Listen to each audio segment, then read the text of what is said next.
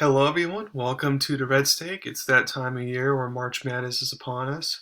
I'm officially now with the official bracket out. It's the favorite time of year, not only because my birthday's coming up this week, but when March Madness collides, with my birthday, it's a pretty awesome thing to see. And as we know, with March Madness, there's always upsets, so I'm excited to get to that. Um, and of course, there's going to be, it's a little bit of a down year since my team didn't make the NCAA tournament. And if your team doesn't make the NCAA tournament and they knew they weren't going to make it, then that's one thing. But when you're on the bubble and you're hoping and you don't get it, it's kind of more sad. So we're NIT bound, and I actually posted my NIT bracket predictions on my LinkedIn page down there in case if and you're all interested in looking at that. And there's a bunch of NFL free agency news I know has gone down.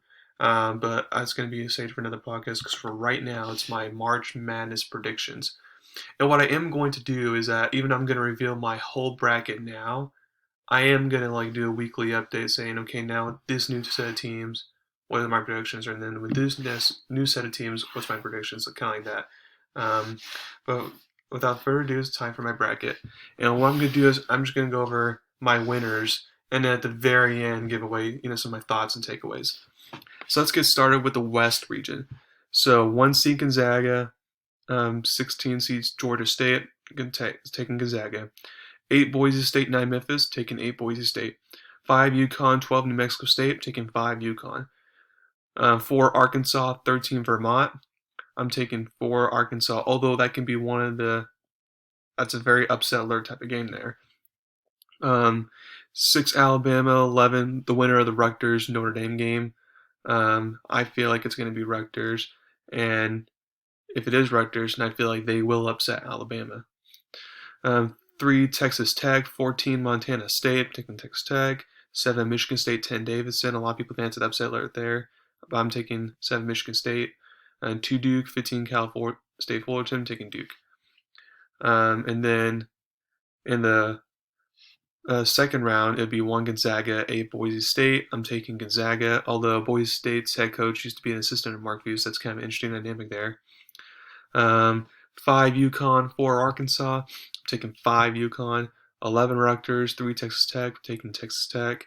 7 Michigan State, 2 Duke. I'm taking 7 Michigan State for the upset, and Coach K's fairy tale ending is nowhere to be found. And then for the Sweet 16, 1 Gonzaga, 5 UConn, taking Gonzaga. 3 Texas Tech, 7 Michigan State, taking Texas Tech. So then for the Elite 8, you have a Gonzaga Texas Tech rematch of the Elite 8 back in 2019, I think it was. Which is pretty exciting, but I'm going to take Gonzaga there barely. Then in the East region, you got 1 Baylor, 16 Norfolk State, 1 Baylor, 8 North Carolina, 9 Marquette. I'm taking North Carolina. 5 St. Mary's, 12 Wyoming or Indiana. I think it's going to be Indiana winning that game, but then I feel like St. Mary's will beat Indiana in the next game. 4 UCLA, 13 Akron. For the UCLA and Akron game, I'm going to go ahead and take UCLA there. And then you got 6 Texas, 11 Virginia Tech, the ACC winner there. A lot of people are picking this as a trendy upset pick.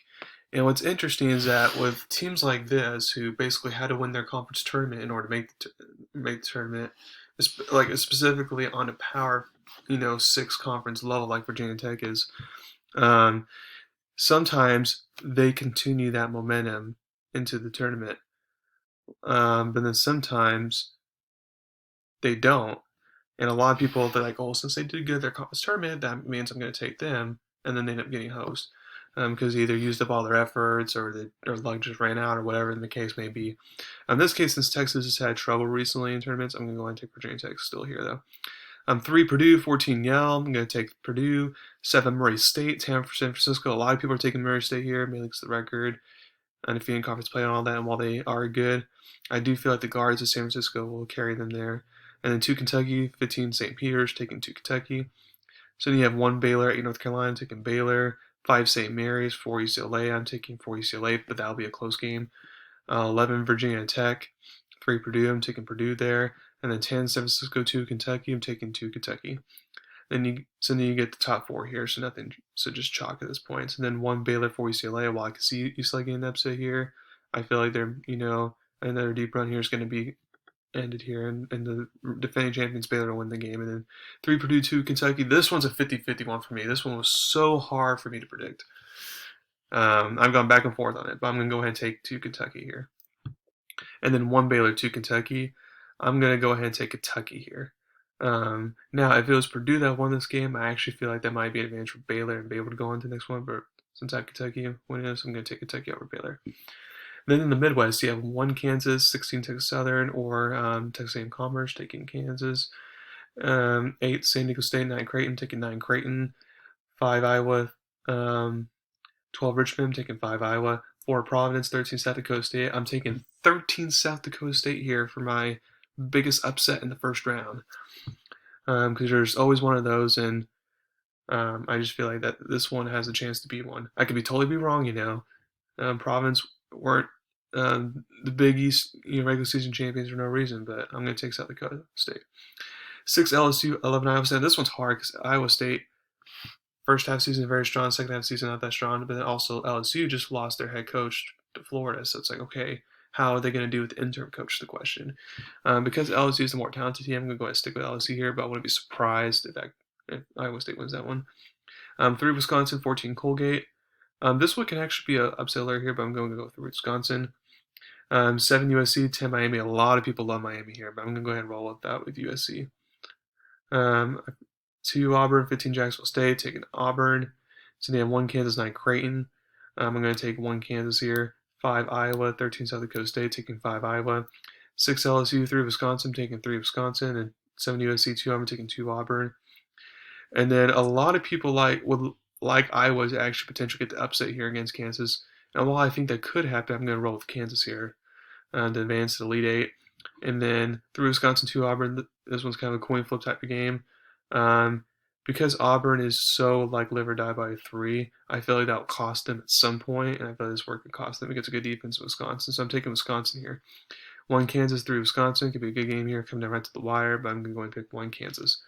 And then the South region, you have 1 Arizona versus 16 Wright State or Bryant. Taking 1 Arizona. 8 St. Paul, 9 TCU. Go either way here. I'm going to take TCU.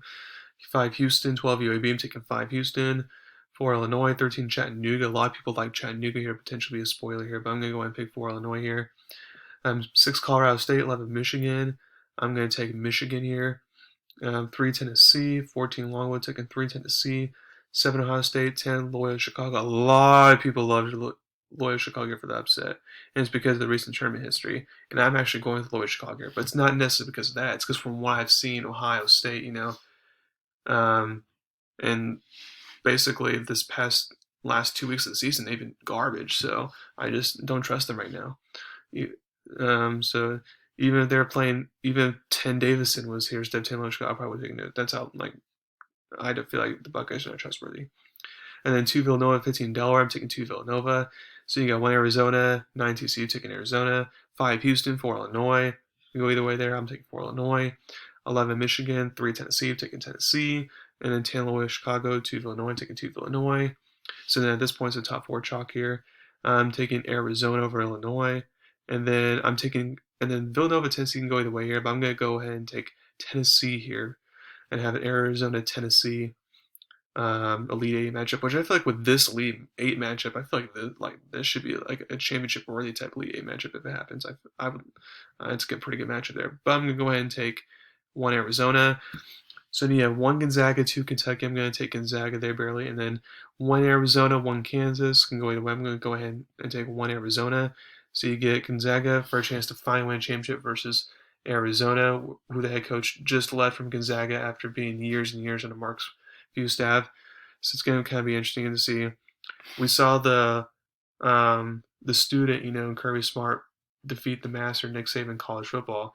So can we see the student in Arizona, defeat the master of Gonzaga here, head coaching wise? We'll see. It'll be interesting. I feel like in the end, I do feel like, Gonzaga, Arizona obviously have been top 2 teams for a long time and all that, which Baylor and Gonzaga were last year, so that's why I kind of have this matchup preview. But again, I just feel like Arizona in the end is going to win this one over Gonzaga, because again, just don't trust Gonzaga to win a national championship. I can trust them to maybe get there, but I'm not going to trust them to win it. So I have Arizona cutting down the Nets. Um, so what's interesting here, there's a bunch of different talking points I want to go over. But first is, the last four in and the first four out.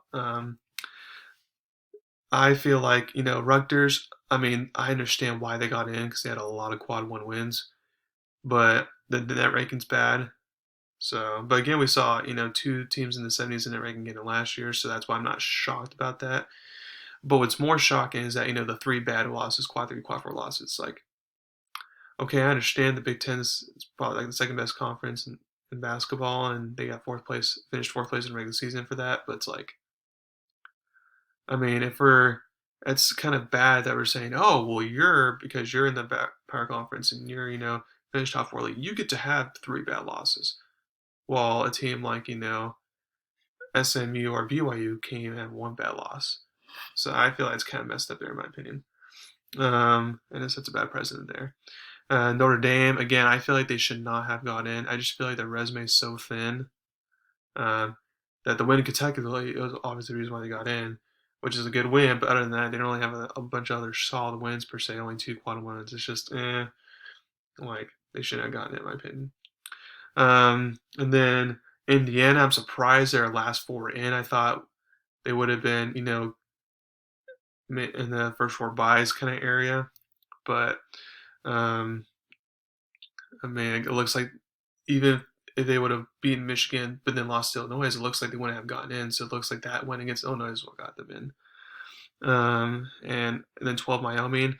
Again, I understand why they got in because they do, for a mid-major team, they do have a good resume. They won a lot of quad one, quad two games. It's just their non-conference strength of schedule is so bad, and they haven't been playing well as of recently. I thought that would cost them, but apparently not. So a lot of people thought Texas A&M should be in, and I totally understand what the committee was saying there as far as, whole season wise, A&M hasn't been really that good until the last month of the season, which is important. You want to be good the last month of the season because teams that weren't good in the last month of the season, like BYU and Xavier or Wake Forest, they got penalized for that. Um, but so I agree, Texas A&M kind of took a while to get there, but I feel like they're playing like a tournament team right now. Like if you asked one of these first four teams if they would want to play A&M, they'd be like, no, thank you.